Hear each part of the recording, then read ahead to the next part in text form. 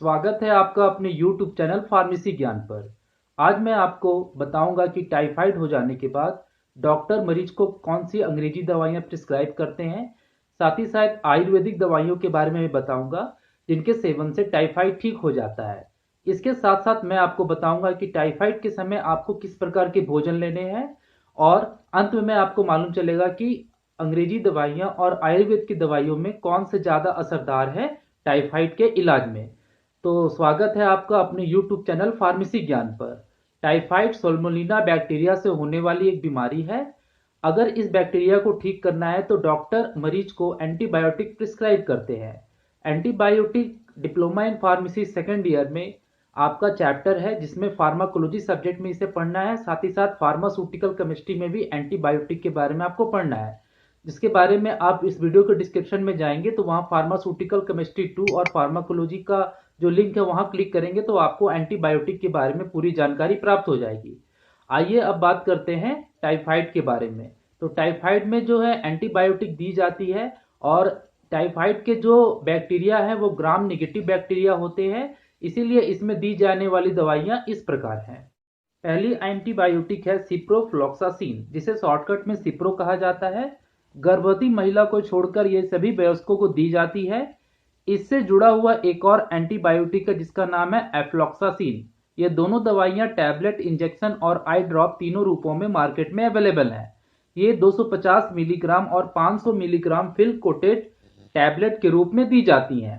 इसके brand name कुछ इस प्रकार है, जिसमें सिप्लॉक्स 500, सिप्लॉक्स टैबलेट, जोसेक्स tablet, Cipro tablet, Microflox tablet, Cipotec, Cipron, Ciprodac और नियोसिप, ये सारे इसके ब्रांड नेम है जो आपको आपके अगल बगल के मेडिसिन शॉप में इस ब्रांड से ये दवाइयां मिलेंगी।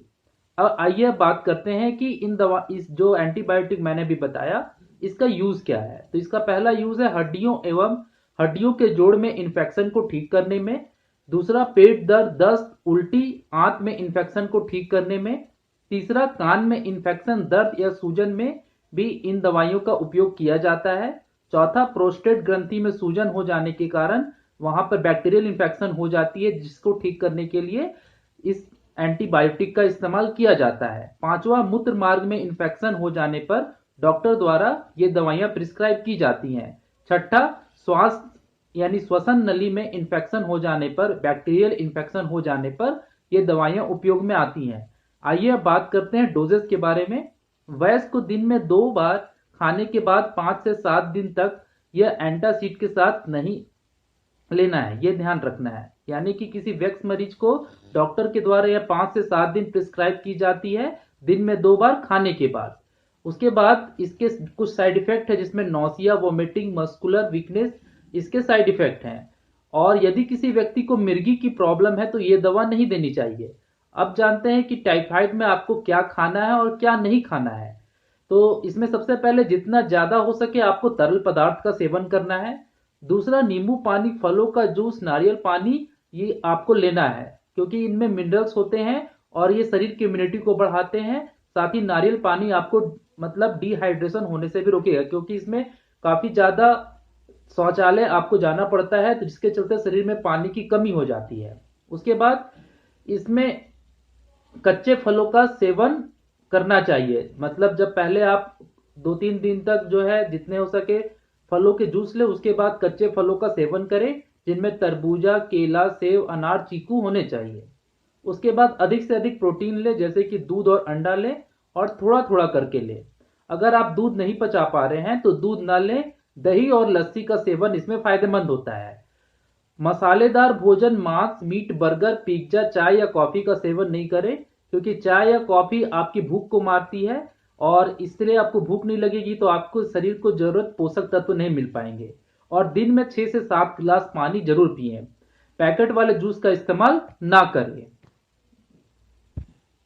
ये तो बात थी एलोपैथिक दवाइयों के बारे में। आइए अब बात करते हैं कि आयुर्वेद में कौन सी दवा इसे डॉक्टर द्वारा प्रिस्क्राइब की जाती है। तो सबसे पहला क्या है कि आपको गिलोय की गोली लेनी है। अगर बहुत छोटे बच्चे हैं तो उनको आधी गोली दे। पतंजलि का गिलोय घनपटी आता है तो उसकी आधी गोली आप बच्चे को दे सकते हैं। उसके बाद अगर 7 से 11 साल के बच्चे हैं तो उनको 1 गोली दे सकते हैं और बड़ों को 2 गोली दिन में 3 बार दे सकते हैं। उसके बाद इसका दूसरा उपाय जो है, जो इसे जड़ से ठीक करता है, वो है कि आपको 4 से 6 मुनक्का और 7 से 9 अंजीर की चटनी बना लेनी है और इसे सुबह शाम खिलाना है। चटनी बनाने से पूर्व आप मुनक्का के बीज को निकाल ले, इससे उसे खाने में कोई दिक्कत नहीं होगी और बच्चे बड़े चाव से इसे खाएंगे। और तीसरा, मूंग की दाल का पानी और पतली मूंग की दाल जो है आप खाएं, इससे आपका ये आयुर्वेद के तरीके से टाइफाइड ठीक हो जाएगा। अब बात करते हैं कि एलोपैथिक या आयुर्वेदिक। तो देखिए, दोनों ही ट्रीटमेंट अपनी अपनी जगह पे सही है, लेकिन आयुर्वेदिक ट्रीटमेंट को ज्यादा असरदार इसीलिए माना जाता है क्योंकि इससे शरीर की इम्यूनिटी क्षमता बनी रहती है। और खासकर जब छोटे बच्चों को ये प्रॉब्लम होती है तो उसमें आयुर्वेद का ही सहारा लेना चाहिए, क्योंकि अगर आप शुरू से ही छोटे बच्चों को एलोपैथिक दवाइयां देंगे तो उनका पाचन शक्ति कमजोर हो जाता है और एक लंबे आयु तक उनकी पाचन शक्ति खराब रहती है। तो मेरा ये सलाह है। आपको वीडियो कैसा लगा अपने सुझाव कमेंट बॉक्स में जरूर दें, लाइक जरूर करें और दोस्तों के बीच शेयर करें। मिलते हैं नेक्स्ट वीडियो में। Bye bye.